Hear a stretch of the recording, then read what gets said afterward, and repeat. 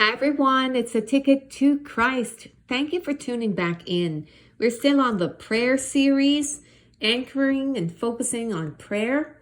We're in Colossians chapter 1, verses 9 through 12. This is the Apostle Paul. For this cause, we also, since the day we heard it, do not cease to pray for you and to desire that ye might be filled with the knowledge of his will in all wisdom and spiritual understanding, that ye might walk worthy of the Lord unto all pleasing, being fruitful in every good work, and increasing in the knowledge of God, strengthened with all might, according to his glorious power, unto all patience and long suffering with joyfulness, giving thanks unto the Father, which hath made us meet to be partakers of the inheritance of the saints in light. Okay. So what is it that's jumping out at you about this prayer? What's resonating? What are you seeing and hearing? What I'm getting from it, that this is a prayer that gets to the core of God's will and God's heart. So let's look at verse 9. What is he saying? What does he ask for in that one? He's asking that you might be, or whomever you're praying for, you can pray this for yourself. You can pray that you're filled with the knowledge of God's will in all wisdom and spiritual understanding. And that's a powerful thing to have, an understanding of God's will, to have the wisdom to understand it, to have the spiritual discernment that you need in a particular situation, right? You're going through a time whereby you're having to make a decision. You're having to make a choice. Maybe you need to have the right timing. Maybe you need to make a trip. You need to know when to take that trip. Or you're wondering, should I make a life change now?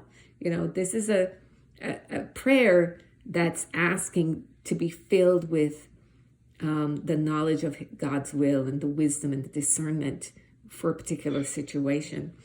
And then in verse 10, it's the walk. So he's focusing on how you walk, that your choices, how you're walking, your attitude, your actions, what you're actually doing will be pleasing to the Lord, that it will be worthy of him. It will be all pleasing and would result in fruit, good fruit, that your work would result in good fruit, and that it will enable you to grow in your knowledge of God. So if he's praying then, or you would be praying this for yourself, that what you're doing, what you choose to do and what you seek to do would be pleasing to God and would be fruitful, and it would enable you to grow in your knowledge of him. So this is also increasing your spiritual walk through this prayer as well. Or you could be praying this for others, your son, your daughter, your husband, your wife, brothers, sisters, fellow disciples, any Christian that you're trying to pray for.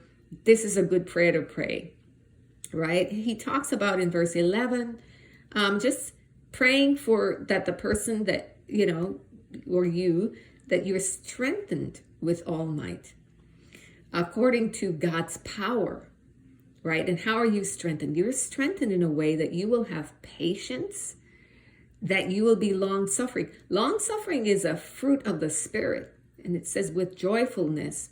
Joyfulness is also a fruit of the Spirit. And so it gives you, what he's talking about is the ability to endure challenging situation, to endure difficulties, maybe difficult people,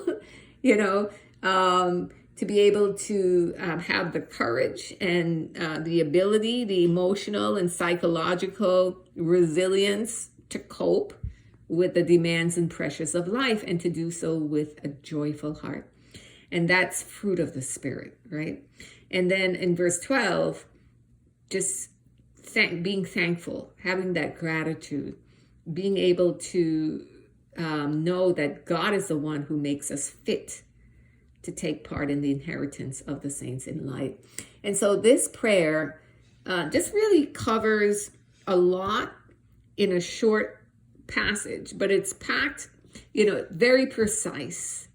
And whenever I pray this prayer for myself or for others, just praying for them to be filled with the knowledge of his will and all spiritual wisdom and understanding, that they will walk worthy of the Lord, please him, and they will be fruitful in every good work, increasing their knowledge, be strengthened, all of that. I see the results of the prayer. The person never fails to come back with just that they had the wisdom, they were able to have the understanding for whatever situation they were facing. And that always see the fruit of the prayer. And so this prayer does work. And pray it over your kids. Pray it for your children who are Christians. You will see the results of that. Even if they're not Christians, I think pray for them. Pray this prayer. I have prayed it even when people were not Christians, and have seen God move powerfully.